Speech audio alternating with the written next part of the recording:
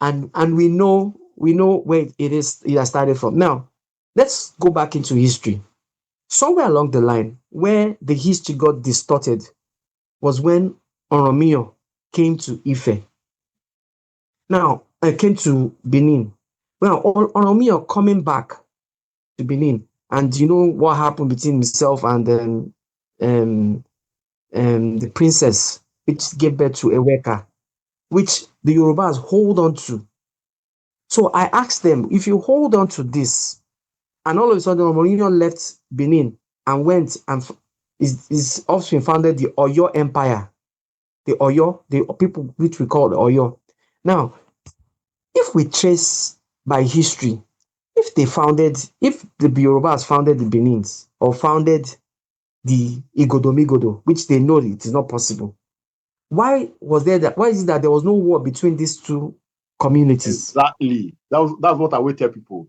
That Why just they, like Champions League, the big boys always meet in Champions League. There's no historical event to show that there was a clash between the Oyo Empire and the Benin Empire.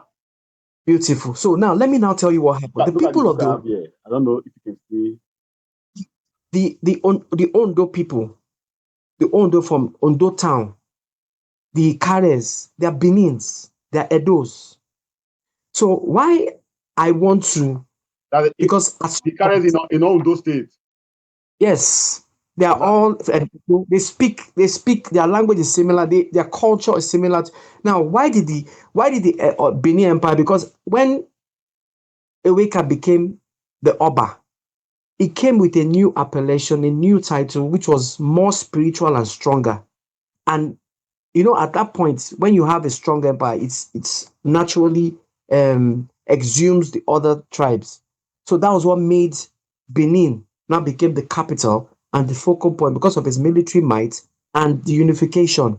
So Benin now became a force, became where every other tribe, every other person. Now from Benin, people started breaking out. The Auchis broke to the north, the Ishekiris, the Robos, every one of them started breaking. But not that they broke to stay alone. They broke and because they had the command, the authority of the Oba of Benin. They were all answerable to the Oba, to the throne. Now, to show you the impact of the Benin Empire, it got to even Dahomey, which is the present day Benin Republic. Benin It Republic. got to Lagos. Lagos was like Eko. Eko means war camp. Igadurun means war camp. So you see, at times I laugh at them in Lagos, and like most of my friend is even an Oba. My classmates are an Oba, Elegushi, Said.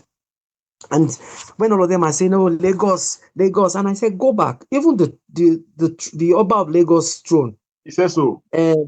Igadurun means pepper plantation in Benin. Maybe I might not. Like you see, they change words like we have Etiosa. Etiosa local government. That's a Benin name. They started changing, making it sound more Yoruba-ish. So when you listen to it, you think it's Yoruba.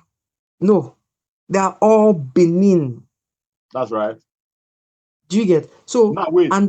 Before we go there, there was a point where you said the first settler in Ile-Ife was Igbo, was an Igbo man or Igbo people. That would make yes, they would be. yes, You know what I'm saying. I'm saying this because there was a man on that island here in Caribbean. The guy called me. okay. So he was talking to my wife. And the next thing, he sent a voice note. He said, "So when you hear that I'm from Benin, the man was able to trace. If I tell you that the history of Africa or West Africa to be precise, they have it here more authentic, unfiltered, Of course. without bias here.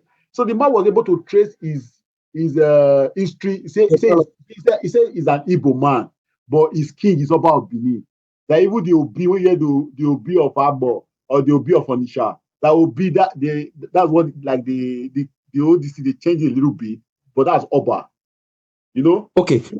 So let me go into deep history now because I was just saying from the surface. Now, I told you the first settlers in the modern contraption called Nigeria are the Igbos, the Inri people from Anambra. Where did they come from? They came from the Middle East. Now, Igodo in Igbo means key. Igodo means key in Igbo language. So Igodo means the key that opens the key. Igodo. You see, these are things I told you. And the master If I'm to key. say, thank you. If I'm to say a lot of things, it might look like, but if you take your time, go and research. Take these things I'm saying, research. Now, at some point, we broke out. Igodo broke out. Very strong empire, very strong. The Ogisos ruled from 12th century. Benin Empire started maybe in the 12th century. To show you how long they ruled, they must have ruled for a century. Now, coming back to the Benin is the Benin Empire was the second dynasty. Started with Eweka. Eweka. Now, like I said, Ododua. Have you ever heard the Yoruba man named Bear Ododua since that time? No, they don't. They know what they are doing. One funny aspect is that when you ask them where did Oduduwa come from, they will tell that he fell from heaven. I'm like, even Jesus Christ was born. Even this guy in the Quran, what's it called? Muhammad. He was born. So I'm like, everybody have.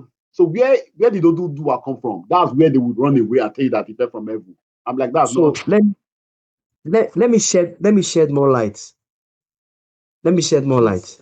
Now, if you look at it, like I said, the Yorubas are trying to change Ododuwa's name to Oodua. Oodua. It's deliberate because they know that Dua is pointing back to Benin. That's why if you see OPC, they don't say Odudua, they say Oodua, people's Oodua, Oodua. It's deliberate. Even Benin, I know a girl that they call Oduwa. Thank you. As I'm telling you. So are you understanding what they are doing now? The people that know. So back to where the conquest. So when Benin Empire became very strong, they went back into the Igbo land and Onitsha. They conquered Onitsha. So when they conquered Onitsha, Onitsha became like one of the Benin war fronts. So even till tomorrow, as I speak to you, an Onitsha man will tell you his ancestry is from Benin. They don't. I love them. They open up, and you see them wearing. The man is in the Caribbean. Yes. Yeah, that was he told me. See, I was in Port Harcourt. I was in Port Harcourt one period, and this particular tribe that I was talking to, they said their ancestry is from Benin. They were telling me, because I used to say they were Igbos. They said, no, they rejected. They said, no, we're not Igbos. So the problem started with Britain. Britain was the one that collapsed. So let me tell you, let me open your eyes something. Invasion 1897, Oba Ovaronwe in the south was the strongest king. As I speak to you, Oba Ovaronwe was the strongest king, and he was the last king to be taken by the British. That's right. It took Nigeria was amalgamated in what year? 1914. When did Ovaronwe die? Did he die or he was killed? Because you remember, until 1914, they were not able to join. They were not able to join the North and the South Protectorate together until because at that time he was like the president of the Southern Nigeria. So he was. He was the president of the Southern Nigeria. I checked, that was also World War I was 1914. So it was a strategic thing it was a global strategy that they did that made, because we check, because the Second World War was 1939. 1914. Second or First World War? First World War was 1914. The Second World War was 1939. 1940. Okay, so what am I trying to say? Ovaronwe, it was after he died, Nigeria was amalgamated. How did they amalgamate Nigeria? British had to come to a truce. Okay, who would lead the South?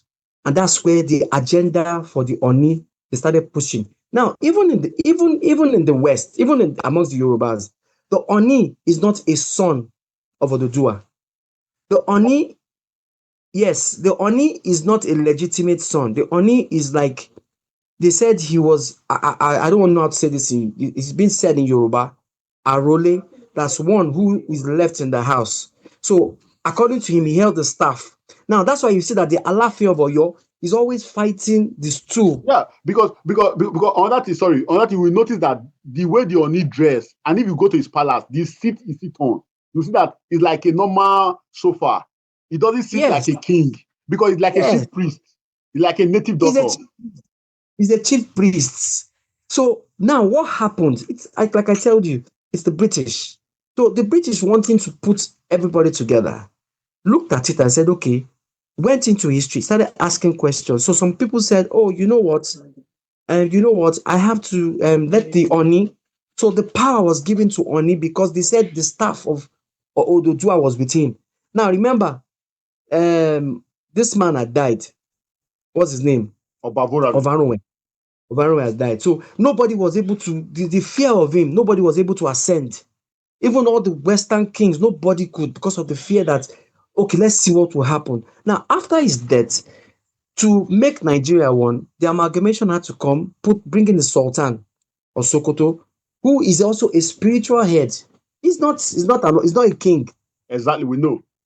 You see what they did? So bringing them together, making everybody. So that's why now, who were the early authors? The early authors were the Yorubas. That's right. Trained by Ajayi Crowther. no, Ajayi, no, not even before Ajayi. They trained by the British.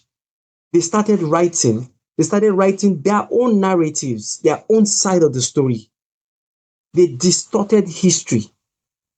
Now, distortion of history has led us to where we are today. Because if you tell me history was not distorted, how would you tell me in the 16th century there's a poet, an Igbo man called Olaudah Gustavo Ekwano? This man was a poet, very learned. But what we now heard was Ajayi Crowther, which you have mentioned. Who gave us the narrative? Was Ajayi Crowther one of the first earliest slaves? No. We had people before him. Why were they not mentioned? In fact, the granddaughter. I have a lot of books here, a lot of books about the real history, about the slave trade, everything that is not even in Nigeria presently. Beautiful, beautiful. Because one of the things I run away from are Nigerian authors who wrote then because they distorted. So, like I said it took me 10 years. I read from most people, different authors, and what I deduced, I was able to deduce some of them were biased, some of them just had to say it because this is what they wanted them to say to push the narratives. So let me tell you, in a place in Auchi, my village called Ayuele, I got there and I saw the way it was spelled. It was spelled with a V, and I was wondering why. They said because the British could not pronounce it, so they just gave it a name. Mhm. So my take was, I now said to my uncle, I said, but why didn't things change? They said they just had to leave it like that because then it was like if anything that was binding would stay. So until we begin to change a lot, just imagine the imagine they tell us Manco Just Park like a discovered. name like Port Harcourt. Yes, it was named after a serial rapist. Yeah, we know So that. you telling me that the white man came to discover River Niger? That's a lie from the pit of hell. Before before he existed, River Niger had been existing. People have known it. So it's just people pushing the narratives, what they want, and it's a place of a victor and a vanquish. So it ended like that. A lot of it now became acceptable. If you look at when Prince Charles came, King Charles, now when he came to Nigeria, the composition, the seating arrangement, he said the Oba, the Oni, this is what they had always done from the beginning. He put the Oba of Benin behind them. You see? So until these things change, because it has come to stay, and that's why they feel it's like that. Because some people had to change the narratives for us. But like I said, what I do now is if I'm to have these discussions with my learned Yoruba Hausa colleagues, I just try to explain to them and I ask them questions that even they can't even answer. And I'm like, okay, if you say, why didn't you put the name Oba? I say Oba of Ife or Oba of Ibadan or Oba of Oyo. Why are they using the appellations like Awujale, Oni, Alaafin? Because these were their real names, these were their real titles. Yeah. But because the Oba that word, that Oba, I don't know whoever coined that word, but that's a very deep word. That's a very, very spiritual. It's very spiritual. I don't know what happened or why they got that, but that's a very spiritual connotation. Because if you look at it, everyone is using it. In Lagos alone, you have 1,000 unnecessary Obas. Yeah, I Oba know. here, Every Oba here, street is Oba. Oba. And I'm like, to show you how they want it, how they crave it, how they know the importance. My brother, there are things that you might not know, but people know. They know because if that word OBA wasn't that powerful, they wouldn't have used it. Exactly.